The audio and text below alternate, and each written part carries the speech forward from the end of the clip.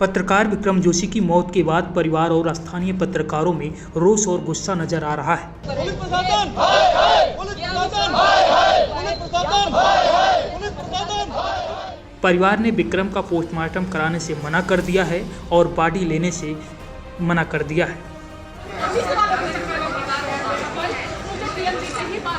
आप जितना देर करेंगे मैं पोस्टमार्टम होने नहीं दूंगी, चाहे हमें अपनी जान देनी पड़ेगा।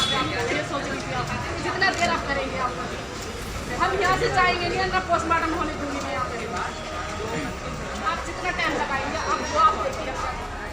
परिवार और स्थानीय पत्रकार अस्पताल में डीएम गाजियाबाद को बुलाने की बात पर अड़े हुए हैं और मृतक पत्रकार के बच्चों की आगे तक की पढ़ाई का खर्च प्रशासन से वहन करने और एक बड़ी मुआवजा राशि मृतक पत्रकार को देने की मांग कर रहे हैं। वादी की तहरीर के आधार पर तुरंत जानलेवा हमला हुआ था, उसका मुकदमा दर्ज किया गया। रात भर में 6 टीमें गठित की गई थी। सीसीटीवी फुटेज प्राप्त किए गए। सीसीटीवी फुटेज और अन्य साक्ष्यों के आधार पर अभियुक्तों की धरपकड़ की गई, जिसमें कुल 9 अभियुक्त हम लोगों ने पूरी रात भर में गिरफ्तार किए, जिसमें से जो मुख्य अभियुक्त छोटू था और रवि थे। ये जो 2 मेन थे, रवि जिसने प्लानिंग की थी और छोटू जिसने गोली चलाई थी, दोनों को भी गिरफ्तार किया गया। उसी में जो इनका जो अवैध तमंचा था उसको भी बरामद किया गया है। तो गिरफ्तारी की कार्रवाइयों में इन सब के बयान से जो शेष यदि किसी का नाम और प्रकाश में आता है तो उसको भी गिरफ्तार किया जाएगा। और वहीं परिवार से मेरी अभी बात हुई है। परिवार ने ये पहले भी बात हुई थी जब जिस समय ये घटना हुई थी, उस समय जब जानलेवा हमला हुआ था उसके बाद, तो परिवार ने ये एलिगेशन लगाया था कि शिकायत जो है वहाँ पर चौकी पर की गई थी। जो अभियुक्त पकड़ा गया है उसने भी अपने हिसाब से जो कहना था, जो चोटिल था अस्पताल में था, उसने अपने चोटिल होने का कारण भी ये बताया कि उसके ऊपर हमला हुआ था। ये चीज़ें चौकी इंचार्ज को प्रोफेशनल एटीट्यूड से उसको वहाँ पर जो भी था उसको अटेंड करना था, उसको जो दर्ज करा करके विवेचना करवानी चाहिए थी। जो प्रोफेशनल एटीट्यूड में जो लापरवाही उसके द्वारा वहाँ पर बढ़ती गई है, उस लापरवाही के लिए उसको वहाँ पर तत्काल रूप से निलंबित किया गया। वहीं सीओ सिटी प्रथम को जांच दी गई है कि यदि किसी अन्य की भी उसमें लापरवाही यदि प्रकाश में आती है तो उसके अनुसार रिपोर्ट आख्या प्रेषित करें, ताकि आगे भी कोई कार्रवाई बनती हो किसी पे तो वो की जा सके। आरोपियों को किस प्रकार की सजा दिलाने के लिए पुलिस किस प्रकार के सहयोग करेगी? इसमें जो अभियोजन अधिकारी हैं, इनके साथ हम लोग बैठक करके, कल ही बैठक करके क्या क्या साक्ष्य उपलब्ध हैं, अहम साक्ष्य इसमें सीसीटीवी फुटेज भी उपलब्ध है, अवैध तमंचा बरामद है, पूर्व रंजिश के भी साक्ष्य हमारे पास मिल गए हैं। रंजिश का साक्ष्य मतलब जो पहले एक बार इनका जो इनका एप्लीकेशन जो पहले दी गई थी वो हमको मिल गई है, जिसमें छेड़छाड़ का आरोप लगाया गया था। इसके अलावा एक अन्य जो द्वितीय पक्ष की भी बातें हैं, अक्यूज जो हैं उनके भी स्टेटमेंट्स पुलिस ने लिए हैं।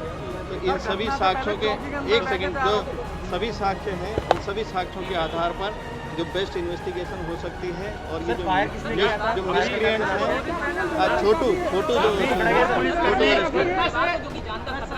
घटना से पहले आरोपी चौकी के अंदर ही बैठे परिवार के सुरक्षा के जो प्रबंध हैं वो भी कर दिए गए हैं और स्थानीय पुलिस को भी बताया गया है जो परिवार को जो भी। हालांकि भारी पुलिस बल और सिटी मजिस्ट्रेट एसपी सिटी भी मौके पर मौजूद हैं और परिवार को समझाने का प्रयास कर रहे हैं, लेकिन परिवार ने डीएम को मौके पर बुलाने और उनकी मांगें मानने की मांग रखी है। परिवार के अनुसार पुलिस की गलतियों की सजा विक्रम को मिली है।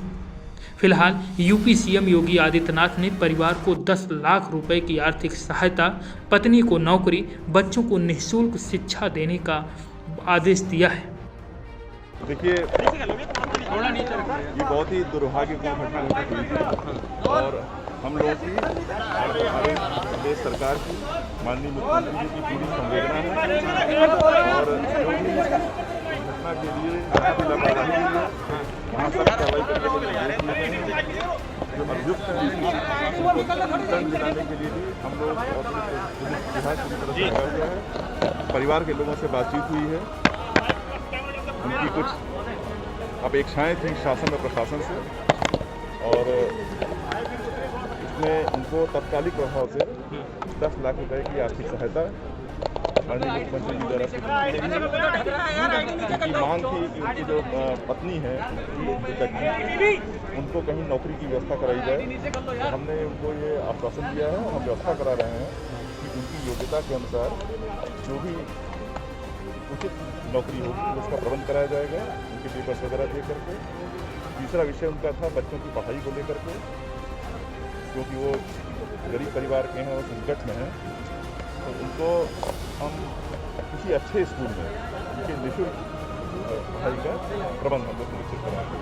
हमारी बातचीत से पूरी तरह संतुष्ट हैं। इसके अलावा उन्होंने सुरक्षा की मांग की है, SSP साहब ने उनको सुरक्षा मुहैया कराने की बात कह दी है, और ये भी उनको कहा गया है कि जो तीनों बातें कही गई हैं उसका आश्वासन हम लोगों ने दिया है, उसके लिए किसी कार्यालय में आने की आवश्यकता नहीं है। सिटी मजिस्ट्रेट को हमने दिया है, वो उनसे संपर्क में रह करके उनके प्रपत्र इत्यादि इकट्ठा करके जो भी कार्रवाई होगी जल्दी से जल्दी पूरी करें। सर, जो नौकरी की बात कहेगी, क्या वो सरकारी नौकरी रहेगी या प्राइवेट नौकरी? आपने बताया उनकी योग्यता के हिसाब से उनको जो सबसे अच्छा प्रबंध होगा वो किया जाएगा, लेकिन नौकरी की व्यवस्था जरूर। ब्यूरो रिपोर्ट, समाज और मीडिया।